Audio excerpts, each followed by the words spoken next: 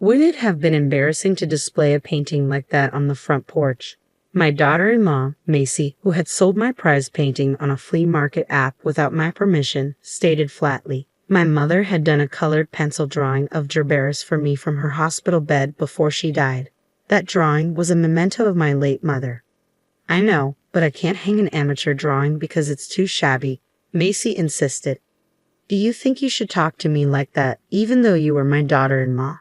I said boldly, but Macy was unfazed. She drew her arms across her chest and stared at me. Please consider your position. We will be taking care of you in the future, right? It's that deciding line again. So, you're allowed to sell my belongings without my permission. I'm your one and only son's wife. Think about how much we are going to take care of you, Macy retorted. She gave me one more look before walking out the door, her luxury brand shoes clacking. I'd be moving into a new house alone the next day. Macy knew this and sold the painting to harass me. Henry, my son, and Macy, my daughter-in-law, had sold my belongings without my permission before. I was furious but resigned to the fact that I would never get them back. But I'll never forgive her for selling my mother's mementos. Both Macy and Henry, who was always at her disposal, irritated me. I decided to completely cut ties with my son and his wife when I moved into my new house tomorrow. My husband's son and wife can live in this old house. I am Amy, a 50-year-old housewife. For years, I did all of the housework while working part-time at a factory. I looked after my family, which includes my husband, my only son, and as of 3 years ago, my daughter-in-law, Macy. My mother, who raised me as a single mother, died 6 months ago. She left me a large sum of money from her life insurance policy. I took advantage of the opportunity to purchase a small new house and decided to divorce my husband, with whom I had a strained relationship. The day before I moved in, Macy sold my mother's painting without my permission. When I told my husband we were splitting up, he simply said, "Do whatever you want." During our many years as a couple, our relationship had cooled. I believe neither of us did anything wrong and that what happened was unavoidable. My son and his wife, who lived with us, were the ones who were against my leaving. Who will do the housework if you leave? Aren't you a housewife? My son asked. I am a civil servant like Henry, so I am not like you, who only works part-time, I retorted. It's appalling to hear a mother throw her family out of the house, my son's wife chimed in. They both continued to complain as I was packing. First and foremost, why are you buying a house now? My son questioned. It's the money my mother left me, and it's up to me what I do with it, I replied firmly. When the insurance money arrives, you should put it to good use for your family. A house where you'll live alone is squandering money, my son's wife added. She's right. You should have shared grandmother's insurance money with us, my son insisted. Henry's wife was a brand-obsessed woman who never washed a single pair of underwear and was constantly taking dance, yoga, English conversation, and other classes. My son, who was at her beck and call, blamed me all at the same time. This was enough for me. My friend Jane, who lives near my new house, invited me over the night I moved in to join her for dinner. Thank you very much. I still haven't unpacked anything, I said gratefully. Jane's house is magnificent. She and her husband both love dogs, so they built a house to accommodate a large dog. In fact, 3 Dobermans are currently resting quietly in the living room's corner. While eating the hamburger Jane had prepared for me, I opened up to her about Henry and Macy. What's the deal with your daughter-in-law? And I'm sorry, but your son is also pitiful, Jane remarked. Henry used to be a stronger person, but now he's at the mercy of his wife. I'm tired of it, I sighed, feeling a sense of frustration. One of the large dogs approached me and nuzzled my feet, as if to console me. It was Hannah, the female of the 3 Dobermans. Hannah is much gentler than my son. All of our dogs are smart and good, I said, petting her gently. Jane, being so good with dogs, used to be a trainer. Her 3 new dogs, although large and scary in appearance, were really gentle and extremely intelligent. They would never attack anyone, but they would bark at uninvited guests if Jane instructed them to. I wish I had a dog as gentle as Hannah is, I remarked. Why don't you get yourself one? I'll train it for you. Indeed, you're free to do whatever you want as of today in your new house. You begin a new life, isn't that right? Jane suggested. I thought so too. Macy and I are moving to my parents' house next month, I shared. At the end of the month, my son called me with surprising news. I had just gotten used to living alone and was starting to enjoy my independence. I reflected. Your parents' house. Oh, you're moving to Macy's parents' house, my son said. No, it's my mother's house, my home. You already live at your father's house, I clarified. I wasn't sure what he was saying, but I knew one thing for certain. I was ready for this new chapter in my life. I spoke with Macy after realizing that my parents' house belonged solely to my mother, not my father. We decided to move to her house. No, my house isn't big enough for the three of us, Macy objected. I was adamant about not putting up with Henry and Macy bossing me around and making me do all of the housework. But one of the rooms does have a place to sleep. You can sleep in the living room corner, and we can use that space as our bedroom, Macy suggested. Don't be ridiculous. What are you talking about? You want me to sleep in the living room corner? I could feel my face getting hot with rage. We're coming even if you don't like it. I'll start by shipping you a couple of boxes, Henry interjected. I'm not going to accept them, I retorted. Well then, I'll think of something. Anyway, I'm coming, so please look after me, Henry said abruptly, then hung up the phone. I don't want this. I despise the idea of Henry and Macy bossing me around and forcing me to do all the housework.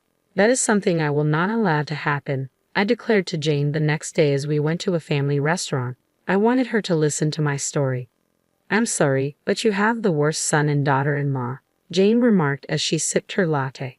You must not accept it under any circumstances. You must politely say no, she continued.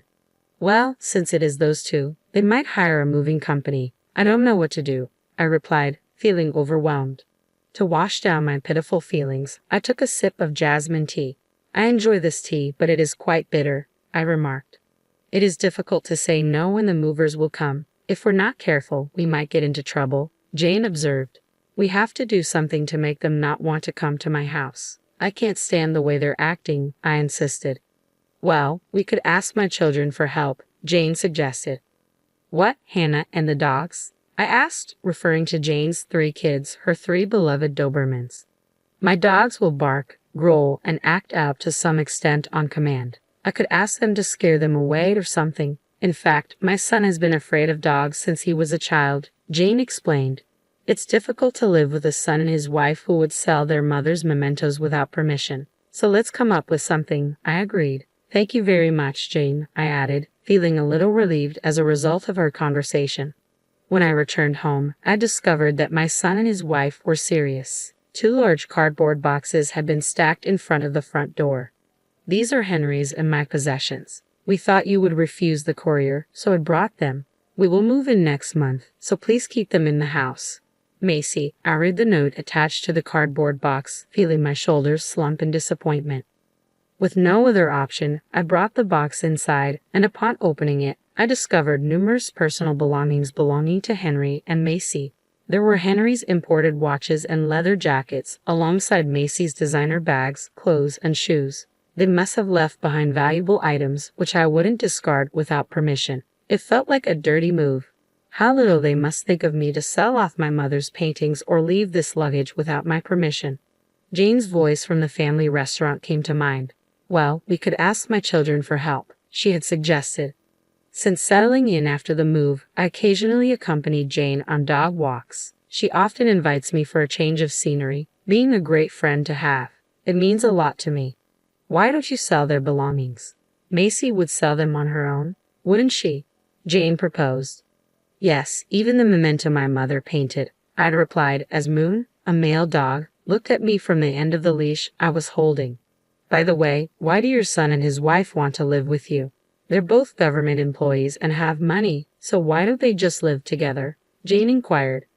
They don't like doing housework, especially Macy because she's always learning, going out to play, or watching fashion and makeup videos. So, you've been doing all the housework by yourself, I confirmed. Yes, my husband never did it, and Henry works overtime and travels a lot, and Macy is the same way, I explained, recalling the conversation between my son and his wife on the day. I made the announcement of my departure from our home met with immediate concern about who would handle the housework. If you leave the house, who will do the housework? Henry asked. Well, you can, I replied. No, obviously not. I want your mother to do it. Jane sighed in disgust upon hearing this. It wasn't until a week later that I received several phone calls from Macy, who had been persistently trying to reach me. Your house is quite small, right? Macy finally asked after dozens of calls. Yes, that's what I said. I confirmed. Henry said he saw you with 3 big dogs, and I wonder if 3 dogs like that could live in a small house. Macy expressed her concern. Her fear of dogs struck me then. There are people all over the world who are terrified of dogs. One of them is Henry, I realized. Jane must have been with me when Henry saw her, but he must have been completely distracted by the dogs. I told you it's a small house. If you're worried, why don't you come back and take a look? I suggested. I will. I want to check the inside of the house. Macy's voice unraveled a little. Finally, Macy decided that there was no dog in the house. Anyway, I'll be there this Sunday at 10 a.m., she said before hanging up. Unexpectedly, I realized I could take my revenge. On Sunday, Henry and Macy came to my house as planned. You really came? I asked, surprised. I said I would come. You know it's because you bought the house on a whim that we're in this messy situation, Macy remarked as they took off their shoes and entered the house. That's really true. You should have stayed quiet and continued to do the housework like before, I replied, feeling a sense of satisfaction. Okay, that's it, I said, opening the living room door, gloating in my mind. Whoa! Ah! My son and his wife screamed in unison the next moment. There were 2 Dobermans, Moon and Sky, sitting there. What are you kidding me, Mother? This dog, Henry began. These are my dogs. Aren't they cute? Jane the dog trainer interrupted, standing up from the sofa and smiling at me. Jane found them for me. They are so cute because they are well trained. Moon, Sky, how do you say hello to our guests? The dogs barked at the same time. Macy said, "Oh no," and sat down with her head in her hands. Is she that bad with dogs? I wondered. Oh, they are so cute, Henry exclaimed. Don't worry, Moon, Sky, play with them, Jane encouraged. At the sound of her voice, the 2 dogs ran over to Henry and Macy respectively. They raised their paws, wagging their tails as if to say, let's play. Stop. Oh no, I'm scared, Macy exclaimed, shaking her head and beginning to wriggle as Moon invited her to play. But Macy didn't understand. I'm scared of dogs, Macy exclaimed, her fear evident as she burst into tears, snot running out of her nose. Oh dear, if you're going to live in my house, you'll have to get along with these kids too. Make them stop, I insisted. Macy's breakdown ruined the makeup she had studied on YouTube and was so proud of. Her mascara was running, and the smudged eyeshadow spread to her cheeks. With this tear-streaked face, she looked like she was about to take the train home. Hey Mom, do something about it, Henry pleaded. Meanwhile, Henry, who had been jostled by the much larger Sky, fell on his backside and began to scoot away. Sky, thinking he was playing, happily jumped on Henry. No, stop it. The dog is too big and scary, Henry cried out.